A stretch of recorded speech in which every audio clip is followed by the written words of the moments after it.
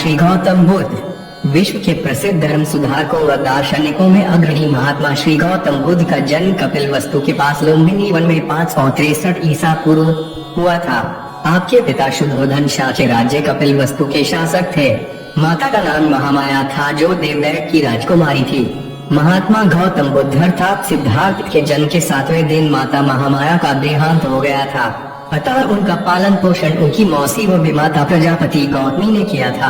सिद्धार्थ बचपन से ही एकांत प्रिय, मननशील व दयावान प्रवृत्ति के थे, जिस कारण आपके पिता बहुत चिंतित रहते थे। उपाय स्वरूप सिद्धार्थ की 16 वर्ष की आयु में गणराज्य की राजकुमारी यशोधरा से शादी करवा दी गई। विवाह के कुछ वर्ष बाद एक बेटे का जन्म हुआ जिसका नाम राहुल रखा गया। समस्त राज्य में पुत्र जन्म की खुशियां मनाई जा रही थी, लेकिन सिद्धार्थ ने कहा, आज मेरे बंधन की श्रृंखला में एक कड़ी और जुट गई। यद्यपि उन्हें समस्त सुख प्राप्त थे, किंतु शांति प्राप्त नहीं थी। 4 दृश्यों, वृद्ध, रोगी, मृत व्यक्ति व सन्यासी ने उनके जीवन को वैराग्य के मार्ग की तरफ मोड़ दिया। अतः एक रात पुत्र व अपनी पत्नी को सोता हुआ छोड़कर गृह त्याग कर ज्ञान की खोज में निकल पड़े। गृह त्याग के पश्चात सिद्धार्थ मगध की राजधानी राजगृह में अल्लाह और उद्रक नामक 2 ब्राह्मणों से ज्ञान प्राप्ति का प्रयत्न किए, किंतु संतुष्टि नहीं हुई। तत्पश्चात निर्जना नदी के किनारे उर्वले नामक वन में पहुँचे, जहाँ आपकी भेंट 5 ब्राह्मण तपस्वियों से हुई। इन तपस्वियों के साथ कठोर तप किए, परंतु कोई लाभ न मिल सका। इसके पश्चात सिद्धार्थ गया पहुँचे। वहाँ वे एक वट वृक्ष के नीचे समाधि लगाए और प्रतिज्ञा की कि जब तक ज्ञान प्राप्त नहीं होगा यहाँ से नहीं हटूंगा। 7 दिन व 7 रात समाधिस्थ रहने के उपरांत 8वें दिन वैशाख पूर्णिमा के दिन आपको सच्चे ज्ञान की अनुभूति हुई। इस घटना को संबोधि कहा गया। जिस वट वृक्ष के नीचे ज्ञान प्राप्त हुआ था उसे बोधि वृक्ष तथा गया को बोध गया कहा जाता है। ज्ञान प्राप्ति के पश्चात महात्मा गौतम बुद्ध सर्वप्रथम सारनाथ, जो बनारस के निकट है, में अपने पूर्व के 5 सन्यासी साथियों को उपदेश दिए। इन शिष्यों को पंचम गीरे कहा गया। महात्मा गौतम बुद्ध द्वारा दिए गए इन उपदेशों की घटना को धर्मचक्र प्रवर्तन कहा जाता है। भगवान गौतम बुद्ध कपिलवस्तु भी गए, जहाँ उनके पत्नी, पुत्र व अनेक शाक्य वंशीय उनके शिष्य बन गए। बौद्ध धर्म के उपदेशों का संकलन ब्राह्मण शिष्यों ने त्रिपिटक को समर्पित किया। त्रिपिटक संख्या में 3 है। 1 विनय पिटक, 2 सुत पिटक, 3 अभिधम पिटक। इनकी रचना पाली भाषा में की गई है। हिंदू धर्म में वेदों का जो स्थान है, बौद्ध धर्म में वही स्थान पिटकों का है। भगवान गौतम बुद्ध के उपदेशों व वचनों का प्रचार प्रसार सबसे ज्यादा सम्राट अशोक ने किया। कलिंग युद्ध में हुए नरसंहार से व्यथित होकर अशोक का हृदय परिवर्तित हुआ।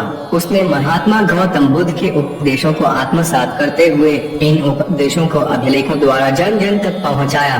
महात्मा गौतम बुद्ध आजीवन सभी नगरों में घूम घूम कर अपने विचारों को प्रसारित करते रहे। भ्रमण के दौरान जब वे पावा पहुँचे, वहाँ उन्हें अति सारोग हो गया था। तत्पश्चात कुशीनगर गए, जहाँ 483 ईसा पूर्व में वैशाख पूर्णिमा के दिन अमृत आत्मा मानव शरीर को छोड़ ब्रह्मांड में लीन हो गई। इस घटना को महापरिनिर्वाण कहा जाता है।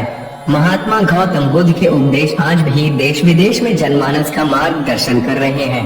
भगवान गौतम बुद्ध प्राणी हिंसा के सख्त विरोधी थे। उनका कहना था कि जैसे मैं हूँ वैसे ही वे हैं, और जैसे वे हैं वैसा ही मैं हूँ। इस प्रकार सबको अपने जैसा समझकर न किसी को मारे, न मारने को प्रेरित करें। हम जो कुछ भी हैं वो हमने आज तक क्या सोचा, इस बात का परिणाम है। यदि कोई व्यक्ति बुरी सोच के साथ बोलता या काम करता है तो उसे कष्ट ही मिलता है। यदि कोई व्यक्ति शुद्ध विचारों के साथ बोलता या काम करता है तो परछाई की तरह ही प्रसन्नता उसका साथ कभी नहीं छोड़ती। अतीत पे ध्यान मत दो, भविष्य के बारे में मत सोचो, अपने मन को वर्तमान क्षण पे केंद्रित करो। स्वास्थ्य सबसे बड़ा उपहार है, संतोष सबसे बड़ा धन है, वफादारी सबसे बड़ा संबंध है। जैसे मोमबत्ती बिना आग के नहीं जल सकती, मनुष्य भी आध्यात्मिक जीवन के बिना नहीं जी सकता।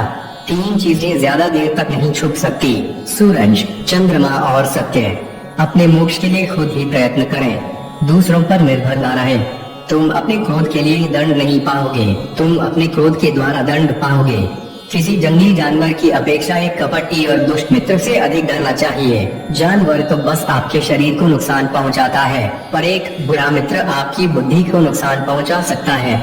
आपके पास जो कुछ भी है उसे बढ़ा चढ़ाकर मत बताइए और न ही दूसरों से ईर्ष्या कीजिए। जो दूसरों से ईर्ष्या करता है उसे मन की शांति नहीं मिलती। घृणा से नहीं प्रेम से खत्म होती है, यह शाश्वत सत्य है।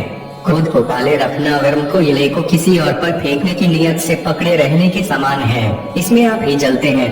चाहे आप जितने पवित्र शब्द पढ़ लें या बोल लें, वो आपका क्या भला करेंगे जब तक आप उन्हें उपयोग में नहीं लाते।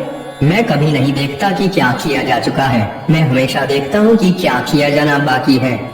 बिना सेहत के जीवन नहीं है, बस पीड़ा की एक स्थिति है, मौत की छवि है। शक की आदत से भयावह कुछ भी नहीं है।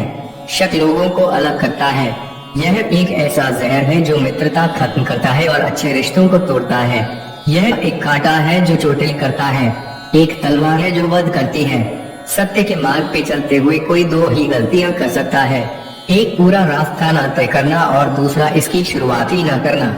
किसी विवाद में हम जैसे ही क्रोधित होते हैं, हम सच का मार्ग छोड़ देते हैं और अपने लिए प्रयास करने लगते हैं। बोलो भगवान श्री गौतम बुद्ध की जय।